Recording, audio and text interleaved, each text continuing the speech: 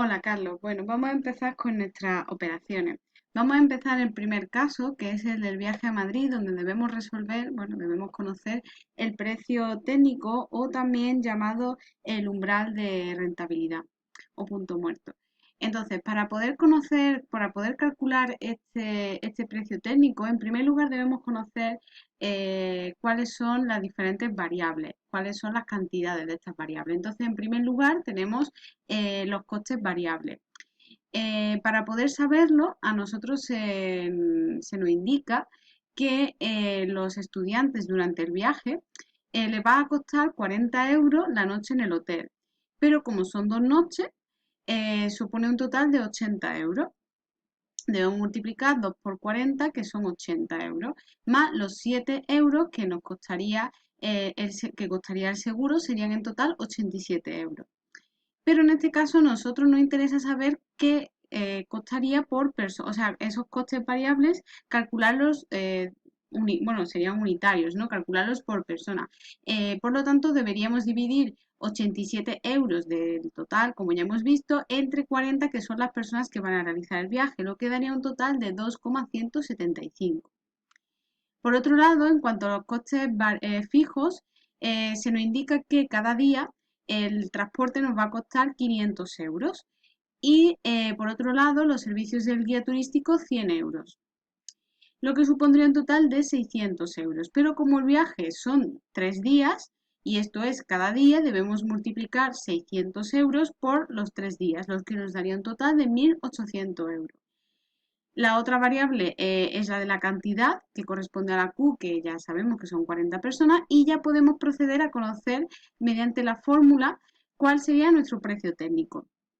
Para ello, en primer lugar, deberíamos dividir los costes fijos que ya hemos visto, que son 1.800, entre la cantidad de personas, que son 40. Como resultado nos da 45. Y a este resultado debemos sumar los costes variables unitarios, es decir, el coste variable por persona, que es de 2,175, lo que nos daría un total de 47,17 euros. Es decir, el precio técnico, que también lo podemos llamar umbral de cobertura, es el precio de inflexión mediante el cual podemos saber si es superior, pues vamos a obtener beneficios, pero en cambio si es inferior, resultaría en pérdidas. Por tanto, el precio técnico equivale a esa igualdad de ingresos y gastos a cero, por lo que de esa forma conocemos el coste que nos supondría un determinado producto o servicio. Y también se podría interpretar como un precio de referencia para nosotros y supone un cálculo pues determinante, porque para conocer si obtenemos rentabilidad o si por el caso contrario pues pérdida. En este caso en concreto sería de 47,17, por lo que si ofrecemos un precio inferior, pues como ya he indicado, pues serían pérdidas y si el precio es superior a este, pues obtendríamos beneficios. Con respecto al siguiente caso, en el viaje de Bilbao, pues en este caso, Carlos, antes de comenzar a calcular el yield management, debemos conocer otra serie de variables. En este caso en concreto, en primer lugar, deberíamos conocer el precio medio de venta real.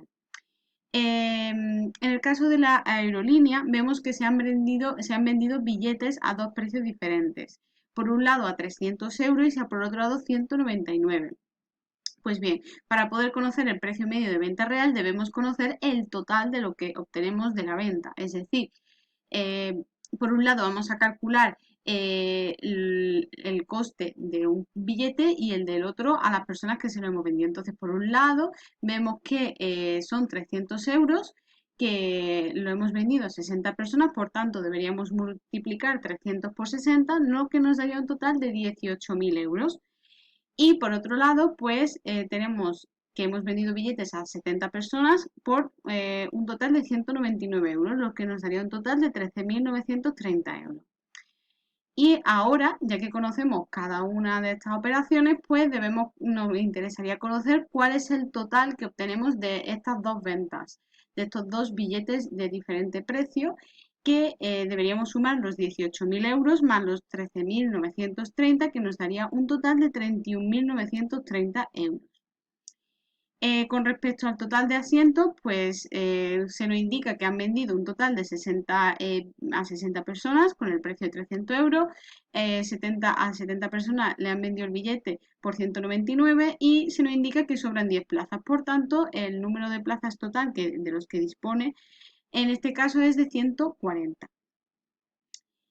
Y con respecto a este resultado, pues ya podemos conocer este precio, por lo que deberíamos dividir el total, que es 31.930, como ya hemos visto, entre los asientos disponibles, que son 140, lo que nos da un total de 228,07 euros. En cuanto al precio medio de venta potencial, es el máximo, el precio máximo, que en este caso es de 300 euros. Y finalmente, para poder nosotros aplicar la fórmula del Yield Management, debemos conocer el ratio de ventas y el ratio promedio de precio de venta. Para poder conocer el ratio de ventas debemos dividir los asientos que hemos vendido, que en este caso son 130, entre los asientos disponibles, que es 140, lo que nos da un total de 0,93 como resultado de esta división. Y por otro lado, el ratio promedio precio de venta es el que hemos visto, deberíamos dividir el precio medio de venta real entre el precio medio de venta potencial, es decir, 228,07, como hemos visto en esta operación previa, entre el precio que hemos visto máximo, que es de 300, lo que nos daría un total de 0,76. Y una vez que ya tenemos todas estas operaciones, podemos proceder a calcular el Yield Management, que en este caso deberíamos multiplicar el ratio de ventas, como ya conocemos es de 0,93, por el ratio promedio precio de venta, que es de 0,76, lo que nos da como resultado 0,70. Este resultado obtenido pues, nos indica que la compañía aérea no ha hecho mal sus cálculos, pero podría haber llevado a cabo pues, una mejor gestión del precio y por ende conseguir una maximización de los ingresos, ya que cuanto más se aproxime el resultado a la unidad, es decir, a 1, pues mayores serán estos dos aspectos, el de la maximización de ingresos y mejor gestión del precio. Entonces vemos que de esta forma, pues el Yield Management supone una herramienta pues de gran utilidad porque nos permite perfilar y definir un precio que se va a ajustar mejor en función pues de una serie de factores determinantes como son pues el propio producto o servicio, que en este caso pues sería los asientos, el propio consumidor, la temporada o estación, la demanda que exista, etcétera, por lo que constantemente el precio pues va a estar sometido a constantes variaciones debido a esta serie de condicionantes, entre otros, y como ya he dicho, pues nos permitirá obtener un mayor beneficio e ingreso. Y por supuesto, pues todo ello lleva a cabo pues un esfuerzo de investigación y de tiempo a través de la información. Y por último, con respecto a la elasticidad, Carlos, pues el cálculo de la elasticidad simplemente debe dividirse la variación de la demanda en porcentaje y la variación del precio, que también será en porcentaje. Como ves, en el primer caso, la demanda ha variado en un 5% y el precio lo ha hecho en un 15%, por lo que en este caso deberíamos dividir 5, que correspondería a la demanda, entre 15, que correspondería al precio, lo que nos da como resultado 0,33. Debes saber que al calcular elasticidad, el resultado obtenido nos permite conocer pues, si nos encontramos ante un consumidor sensible o no al precio del producto o servicio en cuestión. Es decir, si ese consumidor pues, lo va a tener en mayor o menor medida ese cambio de precio. Para saberlo, si la cifra resultante es inferior a la unidad, pues nos encontraremos ante un cliente que no es sensible al precio y por tanto lo más conveniente sería subir el precio ante esa situación, que es exactamente lo que ocurre aquí. Vemos que ocurre precisamente en este ejemplo, al resultar 0,33, pues sería lo más conveniente subirlo. Con respecto al siguiente ejemplo, en el segundo caso, Carlos, apreciamos que ante la misma subida de precios, que es la del 15%, la demanda ha descendido en un 15%, o sea, ha cambiado en un 25%. Por lo que procedemos a dividir 25, que corresponde a la variación de la demanda, entre la variación del precio que vemos que es la de la misma, del 15%, lo que nos da como resultado 1,66, como vemos aquí. Entonces, aquí ocurriría justo lo contrario. ¿Por qué? Porque al superar la unidad nos indica que nos hallamos ante un cliente que sí que es susceptible a ese cambio de precio, por lo que sí sería recomendable descender el precio porque sí que lo valora y lo tiene en cuenta. Y eso podría afectar.